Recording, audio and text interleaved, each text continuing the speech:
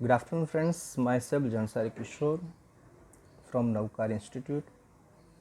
Today, I will teach in Standard 9 the supplementary book. The name of the book Moment. Lesson number 1. The name of the lesson The Lost Child.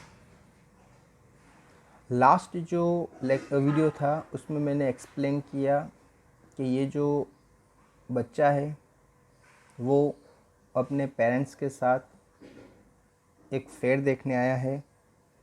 तो उसके parents आगे बढ़ रहे और ये बच्चा कहीं पर भी रुक जाता तो उनके पेरेंट्स उसको कहते कम चाइल्ड कम। तो बच्चा भागता हुआ कहीं पर भी होता वो अपने पेरेंट्स के पास क्या करता, आ जाता।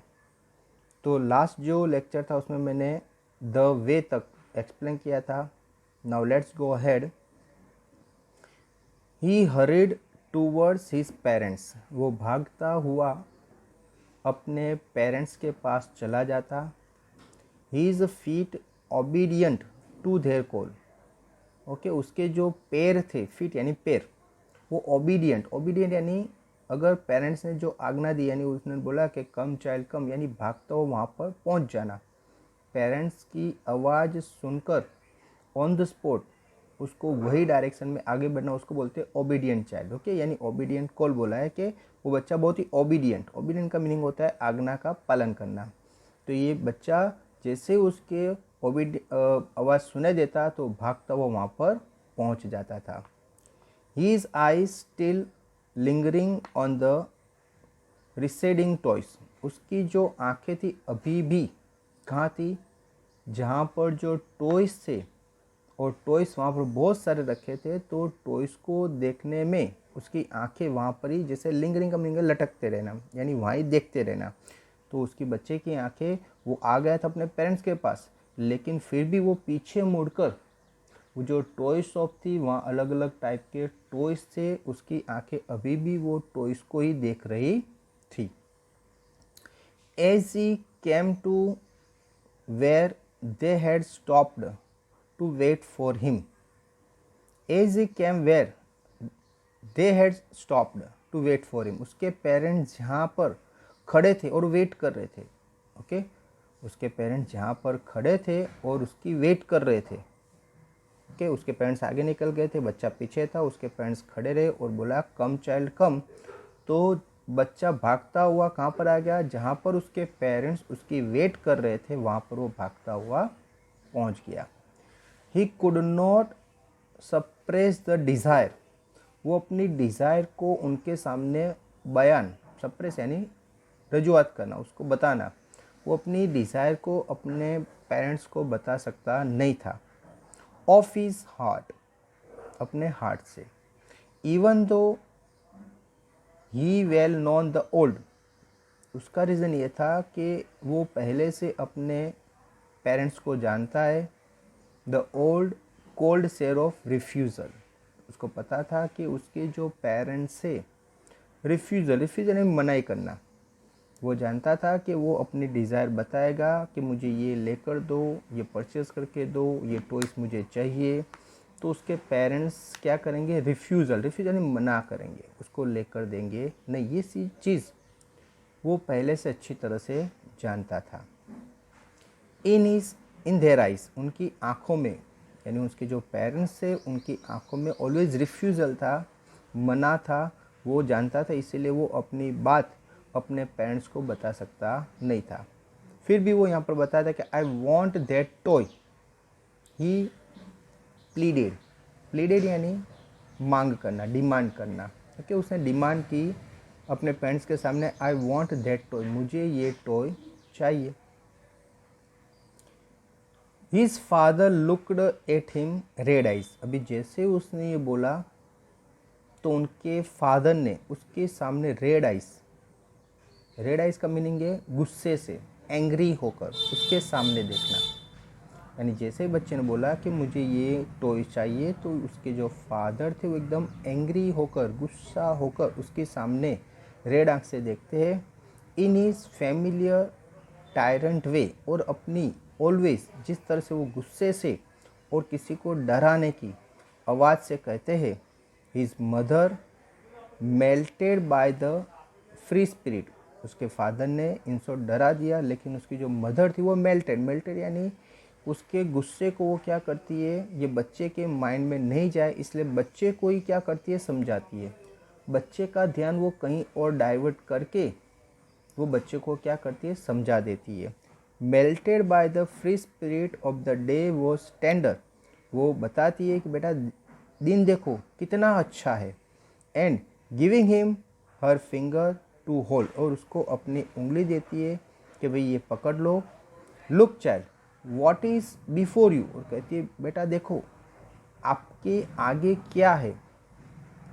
ओके, यानी इन शॉर्ट कोई अलग चीज़ उसको दिखाकर ये बच्चे का ध्यान क्या करती है, डाइवर्ट करती है। बच्चे का ध्यान कहाँ था, वो टॉय, जो खिलौने की शॉप थी वहाँ पर जो टॉयज थे उसमें उसका ध्यान था, लेकिन वो ध्यान को वो क्या करती है, किसी और डायरेक्शन में कोई और चीज़ में उसको क्या करती है, डाइवर्ट करती है, कि जिसकी वजह से ये बच्चे का ध्यान वो खिलौने से हटकर वो दूसरी ओर चला जाए, कि जिसकी वजह से वो फिर क्या करेगा, खिलौना जो उसको परचेज़ करना था, मांग रहा था, वो क्या हो जाएगी, उसकी डिमांड बंद हो जाएगी। उसकी मदर बोलती है it was a flowering mustard field, यहाँ पर बहुत सारे फ्लावर्स है, उसको मस्टर्ड फील्ड कहते हैं। Pale like melting gold as it swept across miles and miles of even land. तो यहाँ से आगे मेल्टिंग गोल्ड यानी जैसे बहुत सारे गोल्ड यानी इन शॉर्ट येलो कलर होता है, तो वहाँ बहुत सारे फ्लावर थे, और जो फ्लावर की वैली जैसा था, और वो बहुत दूर तक यानी माइल्स एंड माइल्स यानी दूर दूर तक ये फ्लावर की जैसे वैली वहाँ पर थी। यानी वहाँ से वो डायरेक्शन से दिखाती है कि देखो बेटा सामने कितने सारे फ्लावर है, और फ्लावर का जैसे पूरा गार्डन है, और वो भी गार्डन छोटा नहीं है, बहुत ही दूर दूर तक आप देखोगे तो वहाँ पर आपको क्या दिखाई देंगे, ओनली फ्लावर्स दिखाई देंगे।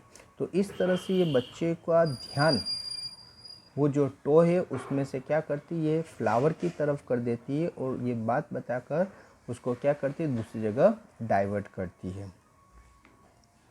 A group of dragonfly were bustling about on their gaudy purple wings. वहीं ड्रैगन से ऐसा एक इंसेक्ट होता है, वो खास करके जहाँ पर ये फ्लावर्स होते हैं वहाँ पर आपको दिखाई देते हैं। तो ड्रैगन फ्लाइज वहाँ पर जैसे फटाफट आए, गॉडी पर्पल विंग्स, उसकी जो विंग्स थी वो कैसे थी, पर्पल कलर की विंग्स थी, और वो बहुत ज़्यादा थे, और वो सब इन शॉर्ट कहाँ पर जा रहे थे, जहाँ पर ये फ्लावर्स थे वो डायरेक्शन में क्या कर रहे थे, आगे बढ़ रहे थे। और कभी कभी जहाँ पर फ्लावर्स होते उसके आसपास के एरिया में भी ये क्या करते, घूमते रहते। Intercepting the flight of lawn black bee, अभी उनके साथ ब्लैक बी भी थी, और दूसरा क्या था, ब्लैक बी का मीनिंग है और butterfly in search of sweetness from the flower, और दूसरे बटरफ्लाई भी थे कि वो सर्च कर रहे थे, ढूंढ रहे थे, क्या ढूंढ रहे थे, sweetness from the flowers, flowers में जो स्वीटनेस होती है यानी फ्लावर्स कहाँ पर है। ओके, बटरफ्लाई ऑलवेज वो स्मेल करके जहाँ पर फ्लावर्स होते हैं वहाँ पहुँच जाते हैं। तो यहाँ पर ये जो बटरफ्लाई थे वो भी फ्लावर को क्या कर रहे थे, ढूंढ रहे थे, यानी फ्लावर आसपास में कहीं है उसको पता था, और ये जो बच्चा था उसको अपने पेरेंट्स से बताया कि यहाँ सामने बहुत सारे फ्लावर्स है। तो ये जो बटरफ्लाई थे वो भी वो डायरेक्शन में आगे बढ़ रहे थे। द चाइल्ड फॉलो देम, ये बच्चा भी उनको फॉलोअप करता है। In the air with his gaze, जैसे ही डायरेक्शन में जो हवा जो तरफ से आ रही थी वहाँ अगर हवा आने की वजह से वो जो स्मेल है फ्लावर की वो भी आएगी, और वो उस डायरेक्शन में आगे बढ़ता है। Till one of them would still its wings and rest, अभी एक जो बटरफ्लाई था वो एक जगह बैठे था, ओके, और रेस्ट कर रहा था। And he would try to catch it, और जो बच्चे को लगा चलो मैं उसको कैच करूँ, but it would go fluttering flapping, लेकिन जैसे वो कैच करने गया तो वहाँ से उड़ गया अप इनटू द एयर, कहाँ चला गया, हवा में चला गया, एयर में चला गया। When he had almost caught it in his hand, जैसे ही दूसरी जगह उसने ट्राई किया और जैसे ही वो बटरफ्लाई को कैच करता, then his mother gave a caution call, come child come on the footpath. तो जैसे उसको पकड़ता तभी उसको आवाज़ सुनाई दिया उसकी मदर का, come child come on the footpath. अभी यानी पेरेंट्स की आवाज़ आई तो ये सब चीज़ जो भी कर रहा है उसको छोड़कर उसको कहाँ जाना है, अपने पेरेंट्स के पास जाना है। ओके फ्रेंड्स, आई होप आपको ये पैराग्राफ पता चल गया होगा। Thank you very much to listen me carefully.